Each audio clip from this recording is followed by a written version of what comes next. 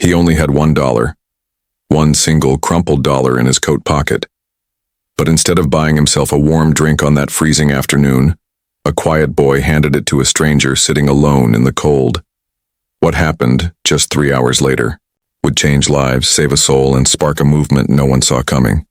If you're new to the channel, make sure to subscribe and like the video, and tell us in the comments where you're watching from.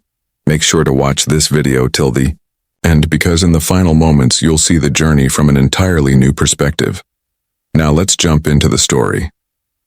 It was a cold, gray afternoon in the small town of Brookbridge, the kind of day when your breath turns white in the air and your fingers hurt through your gloves. Snow clung to the edges of rooftops and gathered in soft piles along the sidewalks. People hurried past each other, coats zipped up to their chins, eyes down, thinking only of getting home. Noah Benton, age 11, walked slowly down Main Street with $1 in his coat pocket. It was wrinkled and soft from being handled too many times. He had found it in the back of the kitchen drawer that morning and asked his mom if he could use it. She'd nodded tiredly and said, "Just don't spend it all on candy." But he knew she didn't mean it in the usual way.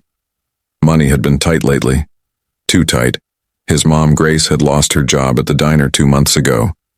She'd been looking for something else, anything else, ever since. But nothing had come through. Their heater barely worked, and the fridge always looked like it needed a grocery run no one could afford. Noah didn't complain.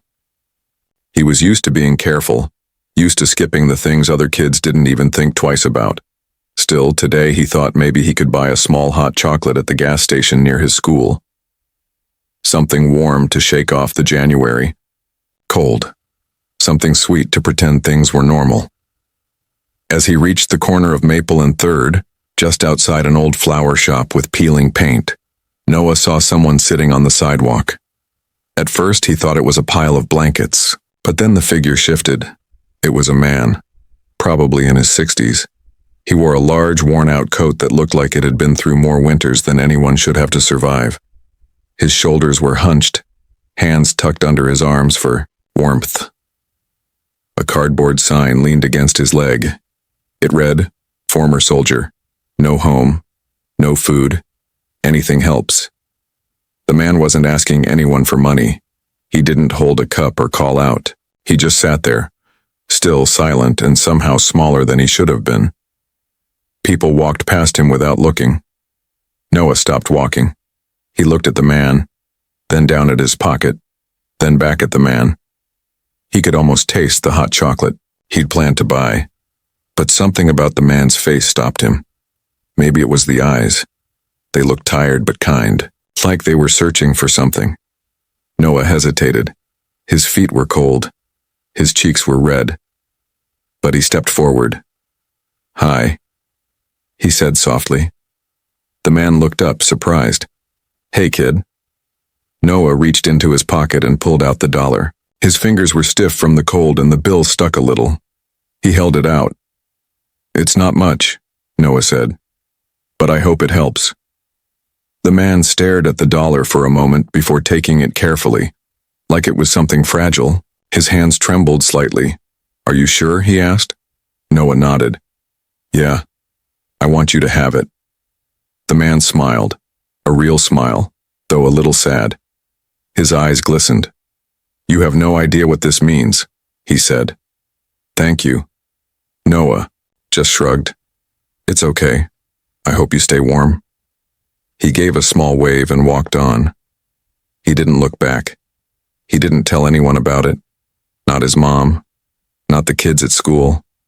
It was just a little thing. He didn't expect anything to happen. It wasn't for a reward or attention. It just felt like the right thing to do. He went home, helped his mom peel potatoes for dinner, and did his homework on the couch with a blanket wrapped around him. His mom hummed quietly in the kitchen, a song he recognized from better days. Later, that evening, just as the sky turned dark and the wind howled outside their window, someone knocked on the apartment door. Noah looked up. His mom paused, her hand still on the frying pan. She opened the door slowly. 2 people stood there, Officer Lamont, tall and soft-spoken, and Officer Reyes, younger, holding something in his hands. Is Noah Benton home? Lamont asked gently. Noah stepped forward, confused. Yes, sir? Reyes handed him a plain white envelope. This is for you. Someone asked us to give it to you. Said you'd understand. Noah took the envelope, suddenly aware of how quiet the room had gotten. His mom looked at the officers, worried. Is something wrong? Lamont shook his head. Nothing wrong. Just something unexpected. Noah held the envelope in both hands. It was heavier than it looked. Inside, something waited. Something that would change everything.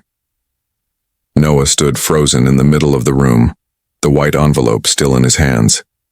His mom, Grace, gently closed the door behind the two officers as they left, but her eyes never left the envelope. It sat in Noah's small hands like it weighed 100 pounds. What is it? She asked quietly. I don't know, Noah replied, barely above a whisper. He sat down on the couch, fingers shaking as he peeled the flap open. Inside was a folded note written in neat, careful handwriting. There was something else tucked behind it, too. Something thick and stiff like a card or a check. Noah opened the note first. It read, Noah, today you gave away more than $1. You gave a stranger hope. I was in a very dark place, and your kindness stopped me from making a choice I might not have come back from. That single dollar reminded me that people still care, even young ones. It reminded me that I still matter. I want you to have something that once helped me in a hard time. I don't need it anymore. You saved me. Now it's yours. Pay it forward when you can. With all my heart, MG. Noah didn't speak. Noah didn't. He slowly lifted the second item from the envelope. It was a cashier's check, made out to Noah Benton. Amount $15,000. His breath caught in his throat. Grace gasped and covered her mouth with both hands. Noah, she whispered. He looked up, eyes wide. Is this real? Grace gently took the check from his hand and looked at it under the lamp. Her eyes filled with tears. I think it is, she said, stunned. For a long moment, neither of them moved. Outside, the wind picked up, whistling through the cracks in the old window pane. Inside, the air was heavy with disbelief. Grace finally sat down next to Noah. She looked tired but softer now, as if something inside her had let go for the first time in weeks. We can't keep this, she said quietly. We don't even know this man. But Noah was still staring at the letter. He said I saved him, he said. That he was in a dark place. Maybe he was going to... He didn't finish the sentence. He didn't have to. Grace wrapped an arm around him. You did a good thing, Noah. You always do. They didn't sleep much that night. Grace sat by the window holding the check, staring out into the snow. Noah lay in bed, eyes open, thinking about the man outside the flower shop. The one with the tired eyes and the quiet sadness. He remembered the way the man had held the dollar as if it were something precious. He remembered his words. You have no idea what this means. Noah was beginning to understand. The next morning, Grace made toast and tea. They sat at the small kitchen table, still unsure what to do. The check sat between them. I want to find him, Noah said. Grace raised an eyebrow. Who? The man from yesterday? Noah nodded. His name is MG. That's what he signed. We need to thank him. Grace thought about it for a moment. Then she stood up and walked to the phone. She didn't call a friend. She called the local newspaper. By that evening, the story was out. Boy's dollar saves a life. Mysterious stranger sends $15,000 gift. People in town started talking. The grocery store clerk, the school janitor, even a bus driver said they'd seen a man who matched the description. A few said they remembered him from years ago, a kind teacher, a war veteran, someone who had disappeared after his wife passed away. Someone called in with a name, Miles Grant, a former teacher at East Brookbridge Middle School, veteran who'd served overseas. A man who used to bring extra lunches to school in case one of his students forgot theirs. But somewhere along the way, life got too heavy. His wife died in a car accident, and he slipped into grief so deep that, No one could reach him. Eventually, he stopped answering calls. Then he stopped showing up at all. No one had seen him in nearly 2 years, until Noah gave him that $1.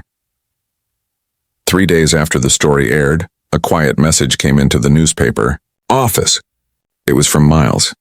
He agreed to meet, but only in private. No cameras, no reporters. He just wanted to see Noah again. When he knocked on their door that evening, Grace opened it, and there he was, the man in the coat.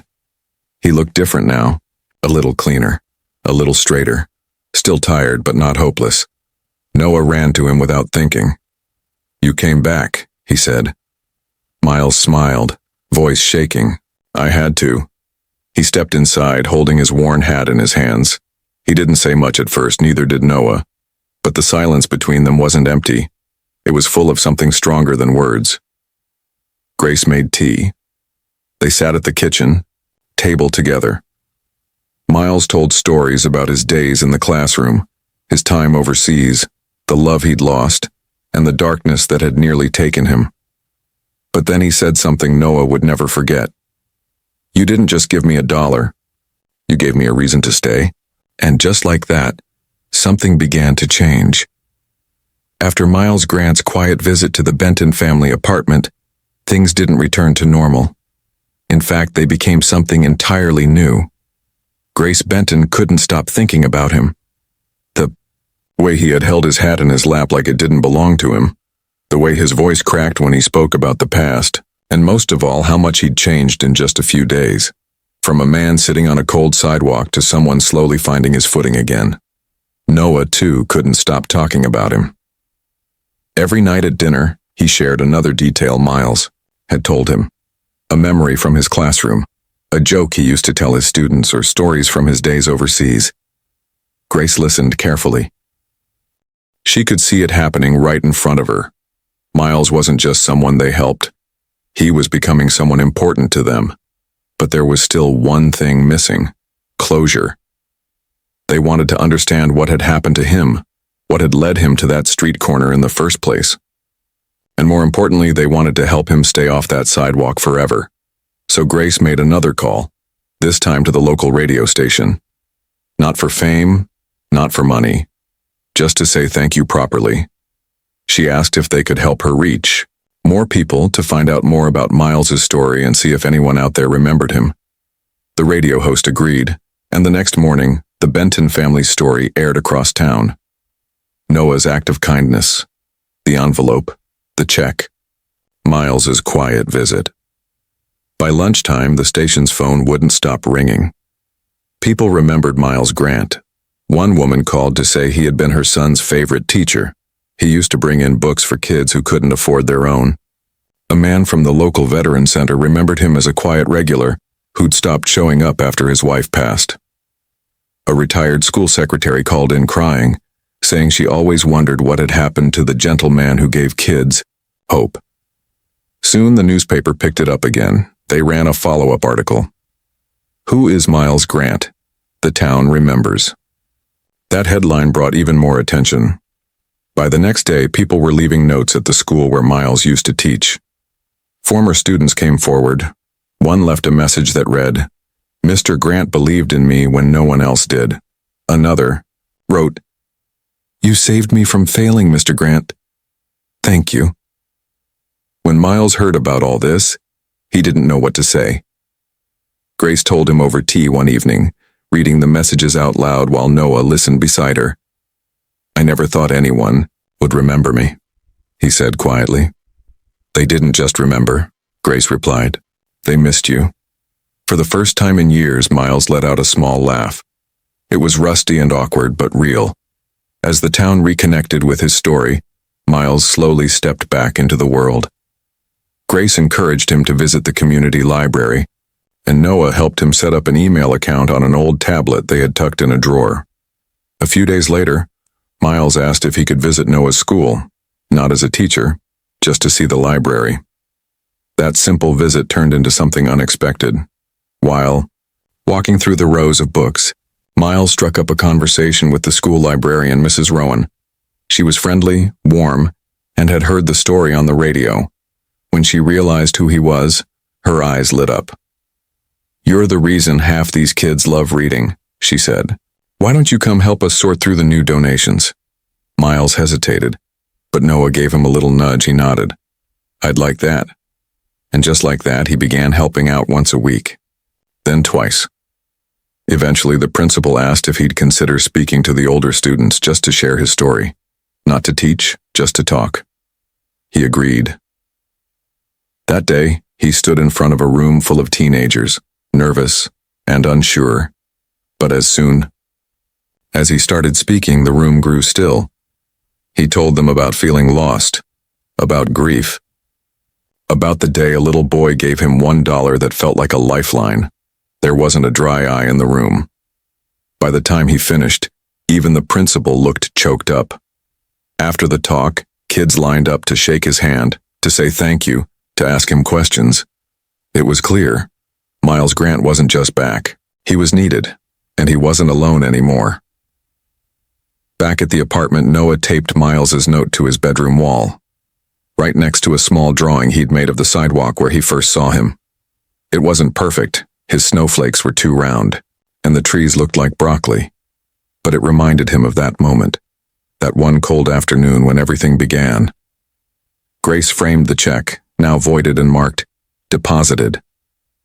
Not because of the money, but because of what it stood for.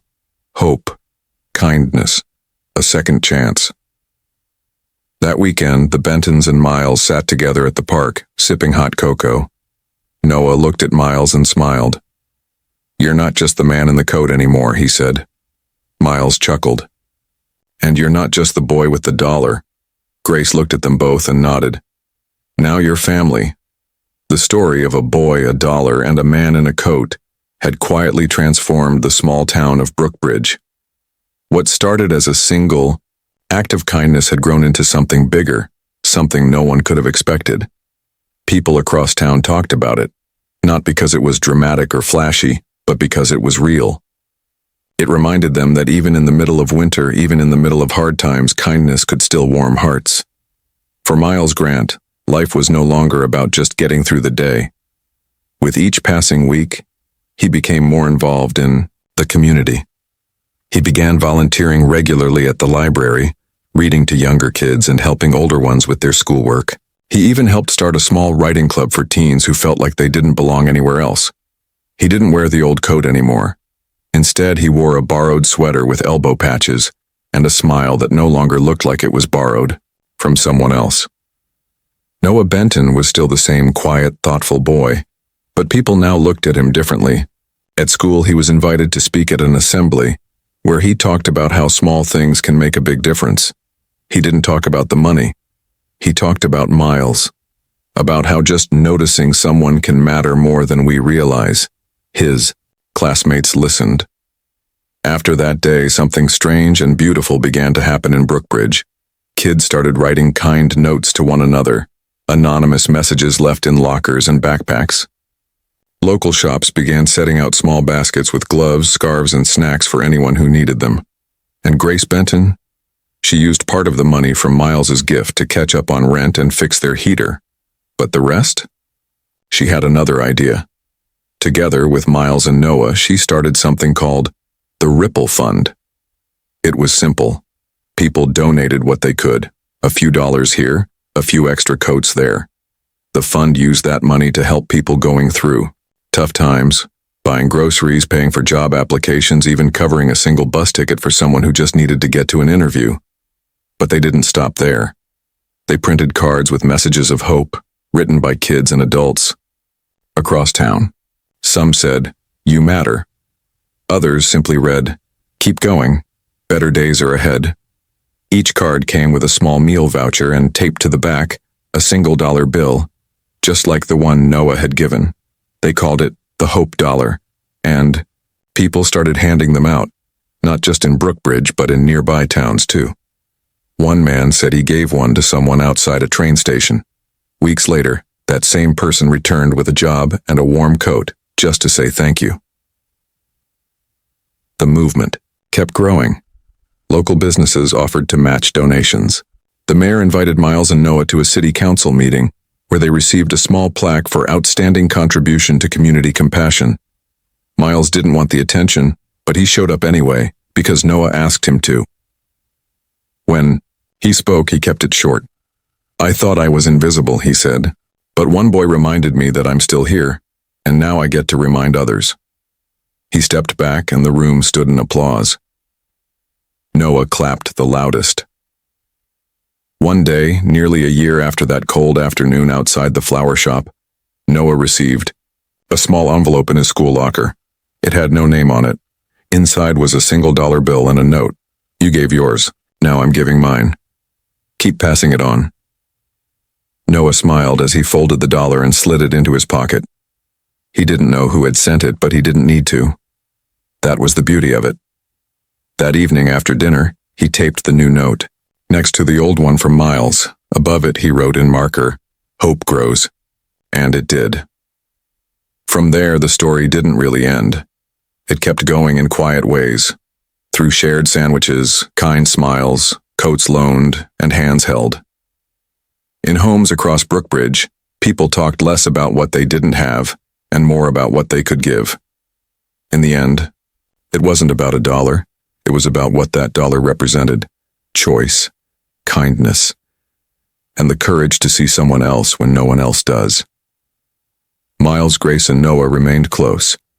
They had weekly dinners, sometimes just soup and crackers, sometimes full meals with music and laughter. Miles kept sharing his stories, Grace kept helping others, and Noah kept being exactly who he was, a kid with a heart big enough to start a movement. Sometimes when people asked him how it all began, Noah would just smile and say, "I never got that hot chocolate, but I got something better."